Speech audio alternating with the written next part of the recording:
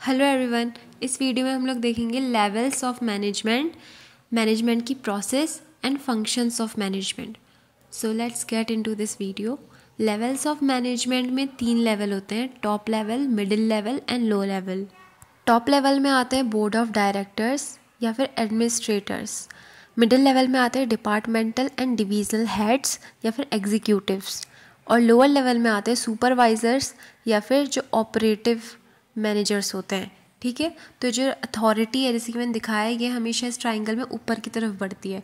Authority मतलब power to take decision. तो सबसे ज़्यादा डिसीजन लेने की पावर किसके पास होती है? टॉप लेवल पे। और रिस्पॉन्सिबिलिटी हमेशा नीचे की तरफ को बढ़ती है। मतलब सबसे ज़्यादा रिस्पॉन्सिबल कौन होता है काम के लिए? जो लोअर लेवल वाले हैं, ऑपरेटिव। तो सबसे पहले हम देखते हैं टॉप लेवल मैनेजमेंट में क्या क्या काम होता है, क्या उन्हें करना होता है।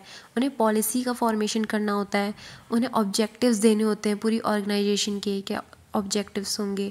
उन्हें अपॉइंट करने होते हैं डिविजनल एंड डिपार्टमेंटल हेड्स। उन्हें स्ट्रेटेजिक प्लानिंग करनी होती है। उन्हें इशू करने होते हैं order and instructions for middle level manager. जैसे कि एग्जांपल हो गया नर्सिंग सुपरिटेंडेंट। उसके बाद आता है हमारा मिडिल लेवल मैनेजमेंट। इसमें आते हैं वो लोग जो अपॉइंट करते हैं लोअर लेवल मैनेजर को, मतलब ये टॉप और लोअर वाले के बीच वाले हैं। इन्हें क्या करना होता है? इन्हें ब्रॉड ऑब्जेक्टिव्स जो दिए गए हैं टॉप लेवल वालों से, उन्हें they take the broad objectives by top level manager and formulate departmental objectives accordingly. और जैसे कि हमने इनको डिपार्टमेंटल हेड कहा था, तो ये जो दिए गए हैं ब्रॉड ऑब्जेक्टिव्स टॉप लेवल वालों ने, उनको डिपार्टमेंटल ऑब्जेक्टिव्स में डिवाइड कर देते हैं। देन ये अकाउंटेबल होते हैं to top level managers related to work they have to complete in their respective department. अब जो टॉप लेवल वाले मैनेजर्स ने उनको जो भी वर्क करने को बताया इनके रिस्पेक्टिव डिपार्टमेंट के अकॉर्डिंग, वो वर्क इनको करना होता है। एग्जाम्पल हो गई हमारी वार्ड सिस्टर्स।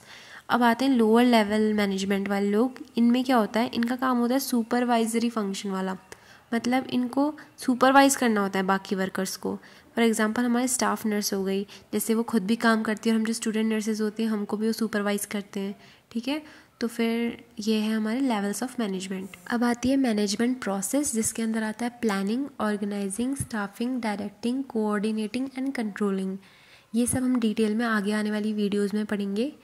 तो फिर इसमें क्या क्या था? प्लानिंग, ऑर्गेनाइजिंग था, staffing, directing, coordinating and controlling. अब हम देखते हैं फंक्शंस ऑफ मैनेजमेंट। तो 2 लोगों ने दिए थे फंक्शंस ऑफ मैनेजमेंट। सबसे पहले तो हेनरी फेयोल ने, इन्होंने 5 फंक्शंस दिए थे मैनेजमेंट के।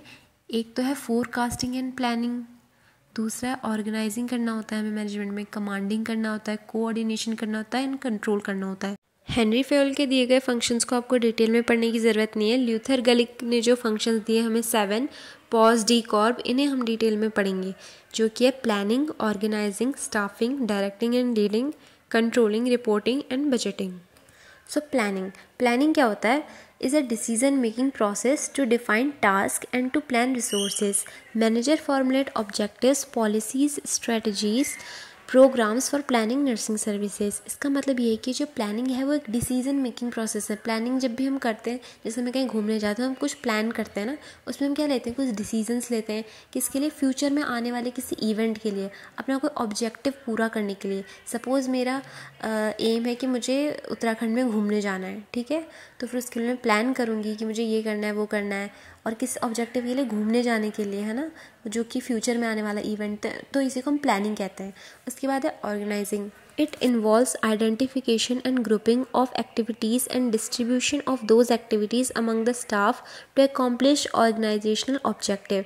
इसमें हम क्या करते हैं कि कुछ पर्टिकुलर स्टाफ को कुछ पर्टिकुलर हम काम दे देते हैं, और ऐसे ही हम स्टाफ डिवाइड कर देते हैं अलग अलग डिपार्टमेंट्स में, जिसको हम कहेंगे कि हम डिपार्टमेंटलाइजेशन कर रहे हैं।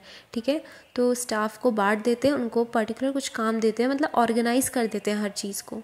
ठीक है, तो यही थी हमारी ऑर्गेनाइजिंग। देन है स्टाफिंग। स्टाफिंग का मतलब क्या होता है?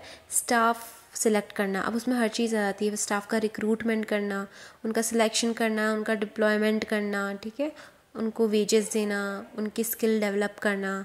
तो ये होती है स्टाफिंग, जैसे कि हॉस्पिटल में होती है। फिर है डायरेक्टिंग एंड लीडिंग।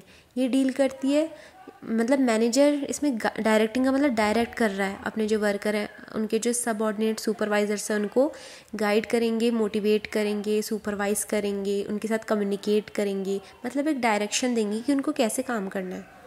नेक्स्ट है controlling. It is the process of comparing the actual performance and accordingly taking corrective action. इसमें मैनेजर क्या करता है कि वो जो वर्कर्स हैं, जो उसके अंडर में सुपरवाइज़र्स हैं, उनके बिहेवियर को, वो कैसा काम कर रहे हैं, ये सब चीज़ें मैनेजर सुपरवाइज़ करता है और जैसी नीड है उसके अकॉर्डिंग वो चीज़ों को कंट्रोल करता है। इसके ही अंदर आती है बजटिंग एंड रिपोर्टिंग। बजटिंग का मतलब होता है it deals with physical planning, accounting and controlling of financial resources. मतलब वर्कर को जो वेजेस देनी है, उनको पे करना है, वो सब चीज़ें, फाइनेंशियल चीज़ें बजटिंग के अंदर आती है। रिपोर्टिंग का मतलब होता है कि जो वर्कर्स हैं, जो सबऑर्डिनेट्स हैं, उनको अपने सुपरवाइज़र को जाके सब कुछ रिपोर्ट करना होता है, सब कुछ बताना होता है अभी क्या वर्क का स्टेटस चल रहा है। उसके बाद लास्ट में आता है हमारा कोऑर्डिनेशन। इसका मतलब होता है it is synchronisation of staff work and efforts for better action to achieve organisational objective. मतलब सारे जो स्टाफ है वो आपस में अच्छे से घुल मिल के काम करते हैं, क्योंकि उनका जो ऑब्जेक्टिव है उन लोगों को उसे अचीव करना है, इसलिए वो कोऑर्डिनेशन में काम करते हैं for better outcome. That's all for today. Hope you like my video. Okay, bye.